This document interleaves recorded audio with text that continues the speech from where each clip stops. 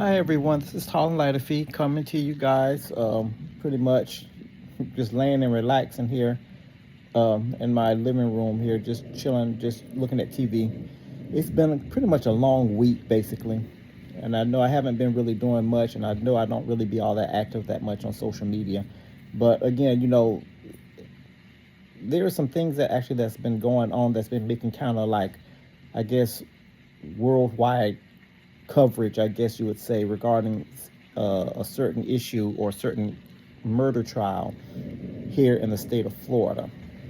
And it had to do with trial having to do with the murder of a famous rapper, basically, and the four men that were accused of actually taking his life based off of silly things. Well, I wouldn't call it silly, but basically rap songs where families of the deceased were disrespected, and they were singing songs and lyrics and everything to mock or make light of someone else's death. And basically what happened is that these young men actually planned to kill and actually went through with the act of killing this young rap artist, basically.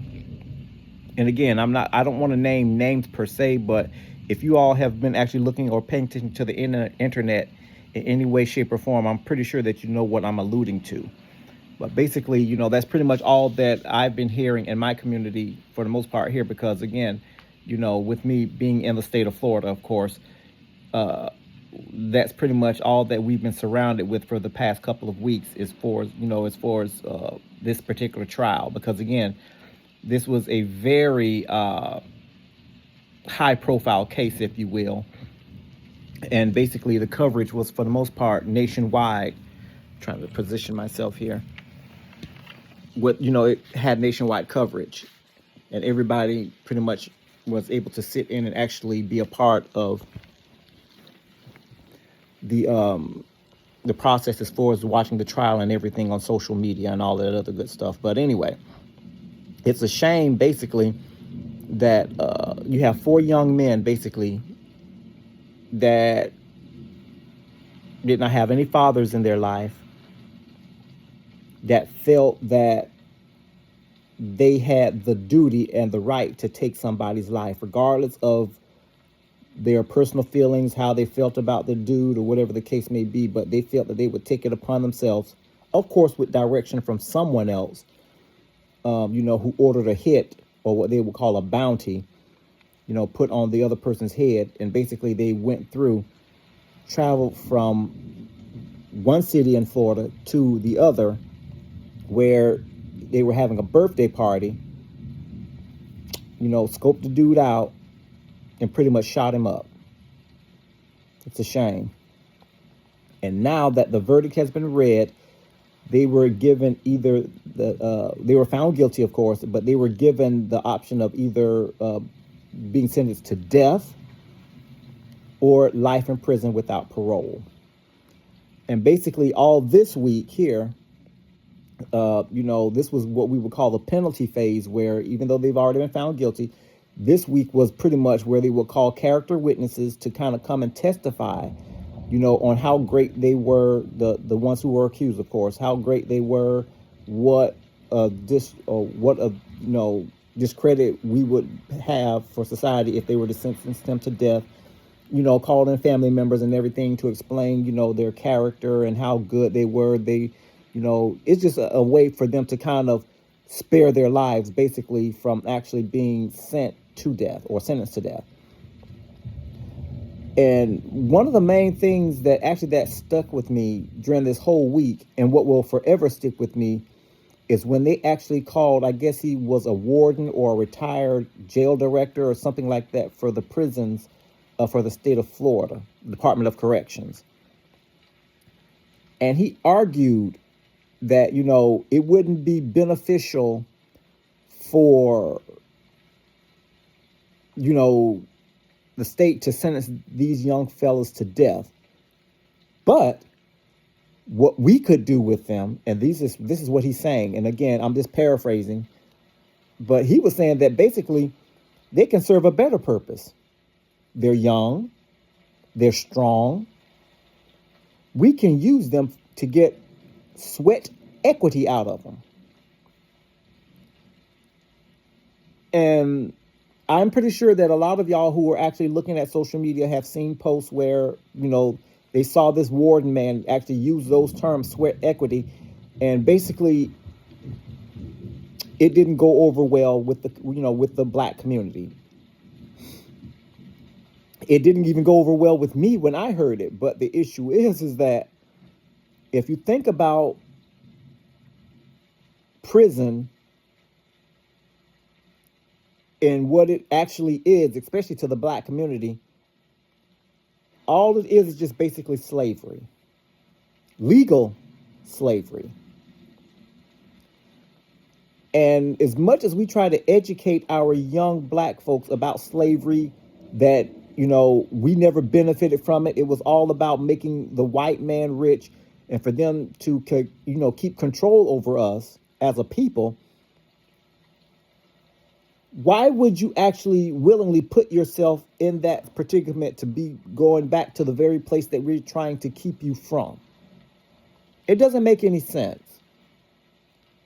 And what's really disheartening is that, one of the dudes, and I'm pretty sure that there's been a meme going around social media regarding this young dude, Sean Gathright. I did a little research on him, and stuff like that. I haven't done anything out of the ordinary that wasn't already known, on social media. But, I'm looking at this young dude. And see, this is a prime example why fathers are really needed in the household. Because a woman cannot do it on her own. I don't care what people say. Oh, the father wouldn't let if I had to be the mother and the daddy. Okay, you may have actually had to play or pretend to be, but you never could be. Because again, young males need that male influence in their lives. Otherwise, for the most part, they're going to end up in situations like we see here. Lives are gone. They may not get sentenced to death, but generally they've thrown their life away. Because again, they will never see the light of day ever again. The warden, that same warden who they actually had testifying up there, just saying that, we can use them for sweat equity. He also said something that really tugged at my very soul, and it stayed there, and I had to wrestle with it. He says that, and the attorney or for one of the defendants or for one of the accused in there was asking the warden, what does it mean when you say that they will get a life sentence without any chance of parole? This fella sat up there and actually said, well, what it means is that once they check in, they will be assigned a prison or an inmate number. That number will follow them. And when they die in prison, their bodies will be placed in a body bag, and that number will be included in that body bag. He didn't say it like that, but I was just paraphrasing. But the issue is that he wanted to actually portray a point, a very potent point, that these individuals, all four of them, will never see the light of day again.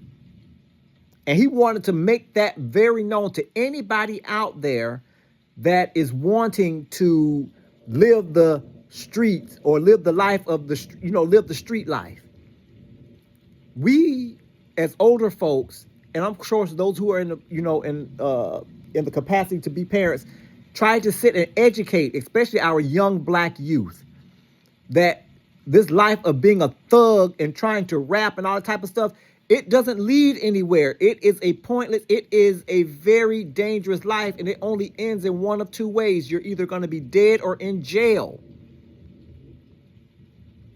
Now, I feel my heart goes out to those four young men. It really does, because basically now their lives are over. There's no plans that they can make. There's no trips to be planned.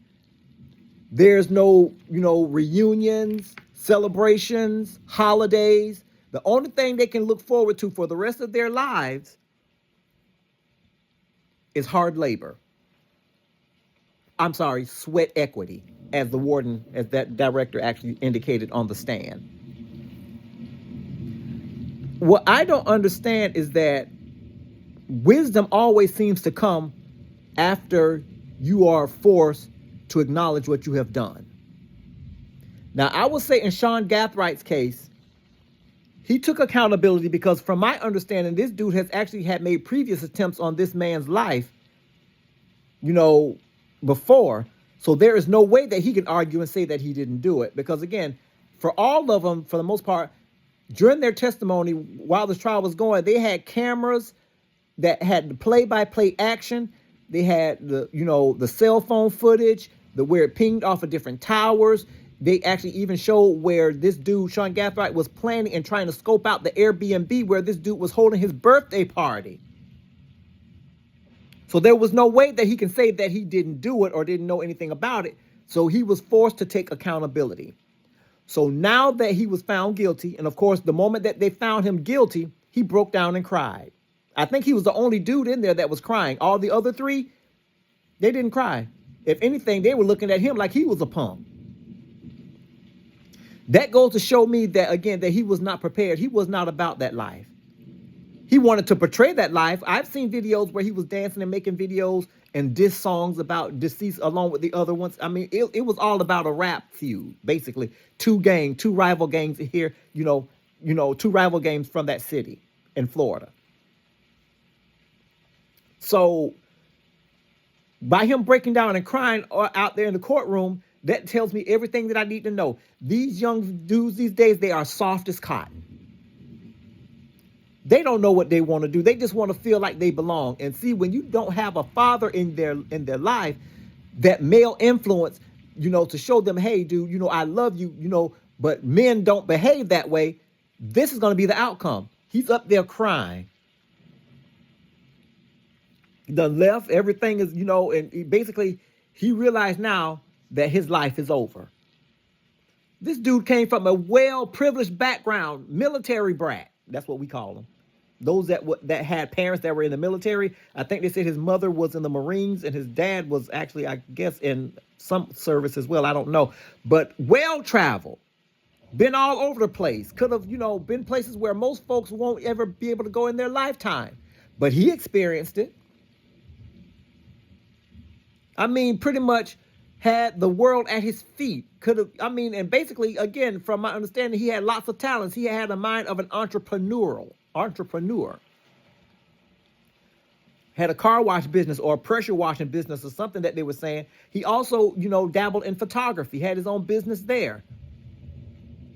I mean, all around well-balanced kid, but yet still you want to trade in all of that because you want to be presented or looked at as a thug where you want to actually gain the attention of the streets.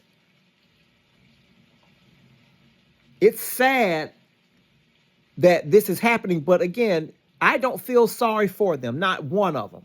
They also have a female that has been tried also, but her case is being tried separately, and her trial and her sentencing and everything is actually coming up in a couple of days. But from what I've learned and I've researched too, even though they've been found guilty, and they're going to be sentenced to life, their sentencing phase or sentencing basically is next month in June. I think June 22nd, from my understanding.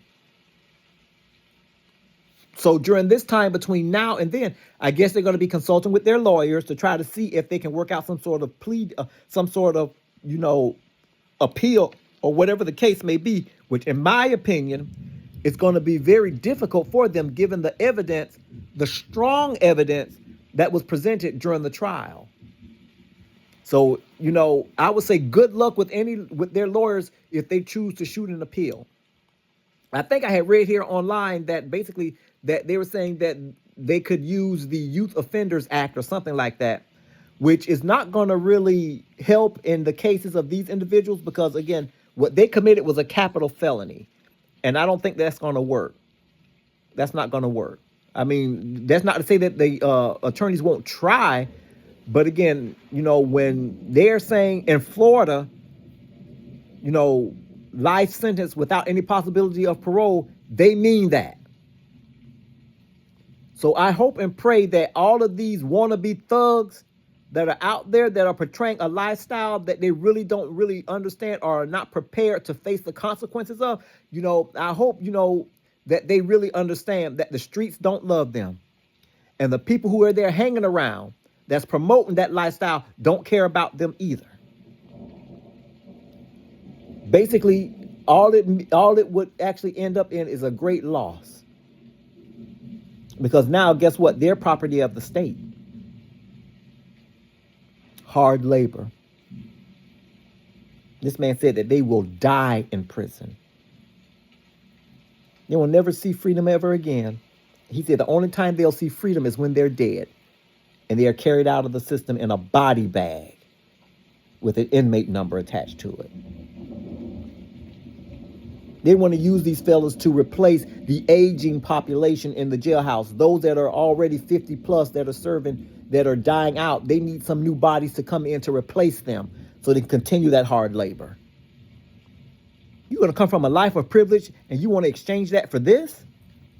You fool.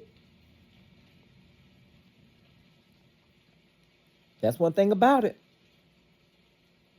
is that the absence of fathers, we're seeing the effects of it. And the thing about it, this is not a laughing matter at all. Men are needed in the household.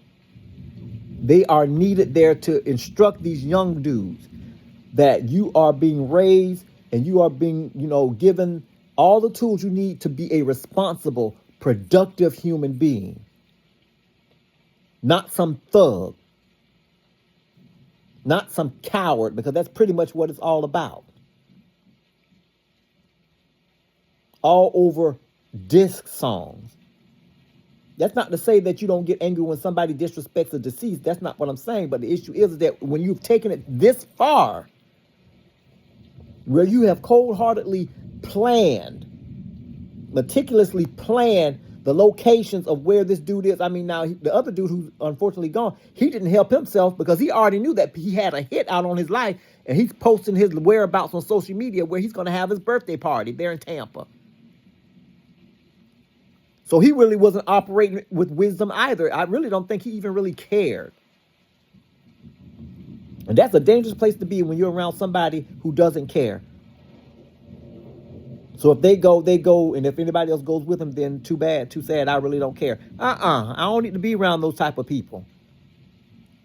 But guess what? The prison system is getting ready to make an example out of them. And if y'all got any sense, young folk, I suggest you turn around and give your lives totally to God and leave the streets alone. That's all that I have to say, guys. You all have a blessed day.